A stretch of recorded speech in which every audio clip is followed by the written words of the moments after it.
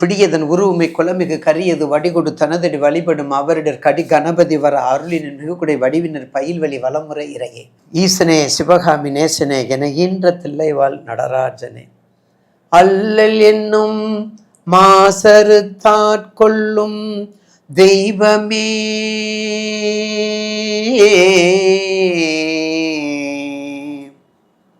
அண்ணலே ஐயனே என் அப்பனே,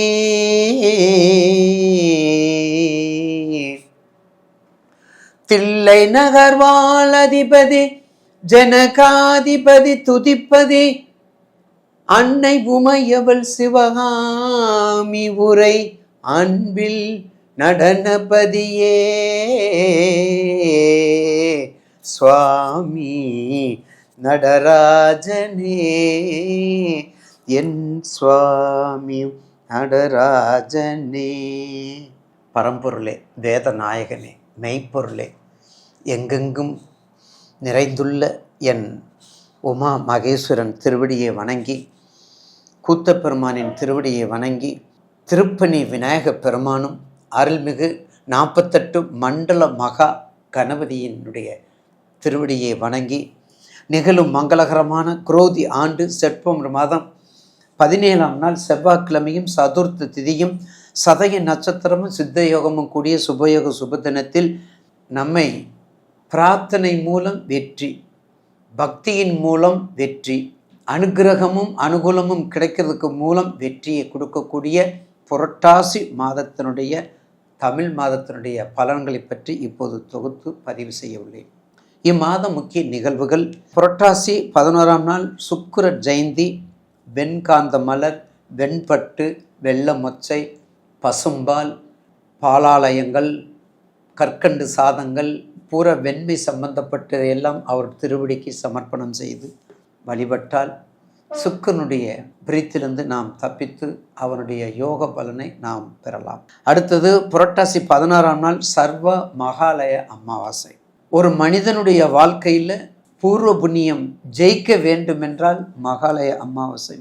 மறந்தவனுக்கு மகாலய அமாவாசை என்ற உணர்வுப்படி, முன்னோர்களுடைய வாக்குப்படி அன்று மகாலய இதுவரையும் வழிபடாத தர்ப்பணங்கள் கொடுக்காதவர்கள் இந்த மகாலய அமாவாசையில் கொடுப்பது சால சிறந்தது. புரட்டாசி 17ஆம் நாள் நவராத்திரி ஆரம்பம். புரட்டாசி 25 11/10 மகா நவமி, சரஸ்வதி பூஜை, ஆயுத பூஜை 12/10. வேதம், கல்வி, குருகுலம், புதிய தொழில், புதிய ஆபரணம், புதிய ஆடை, புதிய நிறுவனம், புதிய தொழில்கள், கிரகப்பிரவேசங்கள் எது வேணாலும் பண்ணலாம் சரஸ்வதி பூஜைக்கு. ஆன்மீக சம்பந்தப்பட்ட அத்தனைக்கும் உகந்த நாள். இப்படிப்பட்ட நாளில் ஆரம்பிக்கிறது மிக சிறப்பாக இருக்கும் என்பதில் எந்த மாற்று கருத்தும் அல்ல.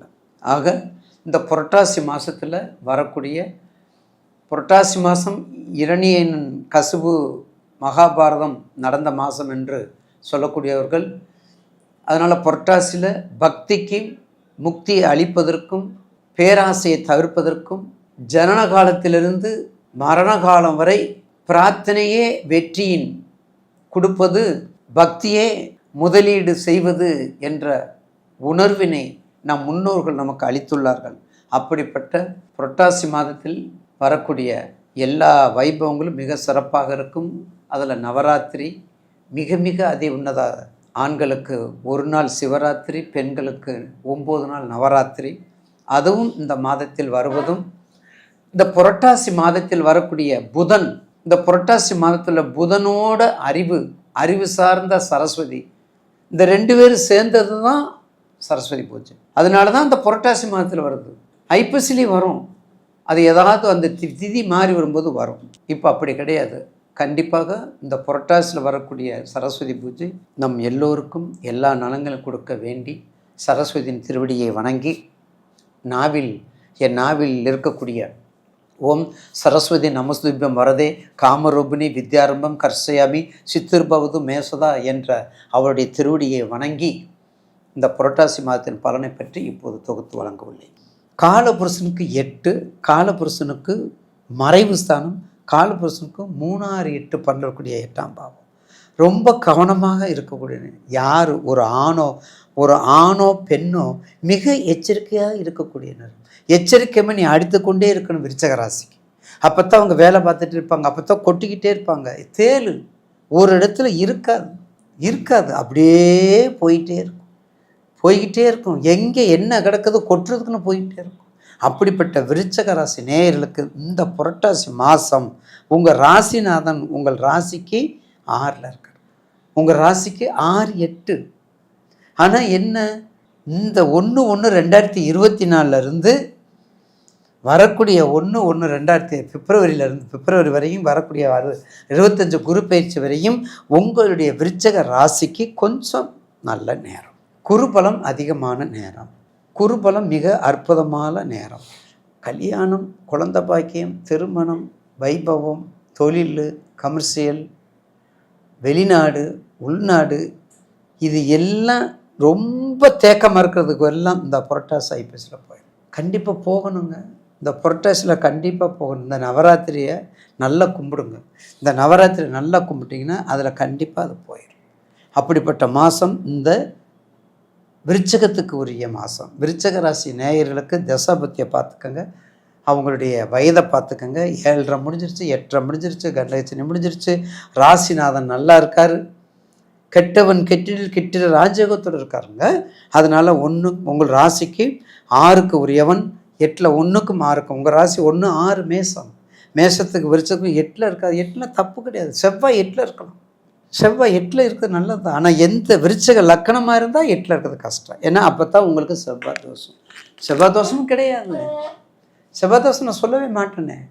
செவ்வாய் தோஷங்கிறது அது ஒரு டைப் ஆஃப் ஹீமோகுளோபினுடைய டார்ச். அது அவ்வளோதான். அந்த ஹீமோகுளோபின் இருக்கக்கூடிய ஜீன் அதிகம், வலிமை வாய்ந்தது. வேறு செவ்வாய் தோஷம் கிடையாது, ராகு தோஷம் கிடையாது, புதன் தோஷமும் கிடையாது. ஒரு ஜாதகத்தில் எதையும் பார்க்க வேண்டியதில்லை. இப்போ காலகட்டத்துக்கு என்ன பிடிக்குது, யாரை பிடிக்குது, யாருக்கு நம்ம செய்யணும், அதுக்கடுத்து எப்படி ஆயில் எப்படி இருக்கு. இப்போ தான் எதை வேணாலும் தொலைக்கிறோம். இப்போ யார் வேலை செய்கிறது இல்லையே.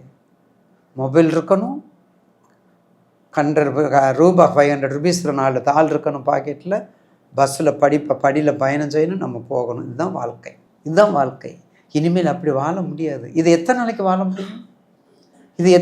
வாழ முடியும்? வாழ முடியாது. இந்த கலியுகத்தில் மிக கவனமாக இருக்கக்கூடிய நேரம். பாதுகாப்பு ரொம்ப முக்கியம். விருச்சக ராசி நேயர்களுக்கு கொஞ்சம் கவனமாக இருங்க. குருபலம் இருக்குது. கொஞ்சம் தேக்கமடைஞ்ச திருமணம், மிக தேக்கமடைஞ்ச புத்திர பாக்கியம். வன்னியலை பாதி பேத்துக்கு தெரியலை, நிறைய பேத்துக்கு வன்னியலை தெரியலை. நான் எப்படித்தான் சொல்கிறேன்னு தெரியல. என் குருகுலத்தில் வன்னி மரத்தை ஃபாரஸ்ட்டில் வாங்கி பெருசாக ஒரு வன்னி மரத்தை வைக்க போகிறோம். பிள்ளையார்கிட்ட 48 மண்டல விநாயகர்கிட்ட வைக்க போகிறோம். பெரிய வன்னி மரமாக எல்லாரும் பறித்து அர்ச்சனை பண்ணுறது மாதிரி, அவால் பறித்து அர்ச்சனை பண்ணுறது மாதிரி நல்லா போட்டு என்னென்ன இலை பறிக்கிறது மாதிரி வச்சு பண்ண போகிறோம். வன்னி இலையில் பண்ணுங்க, வளம் செழிக்கும், நாடு செழிக்கும்.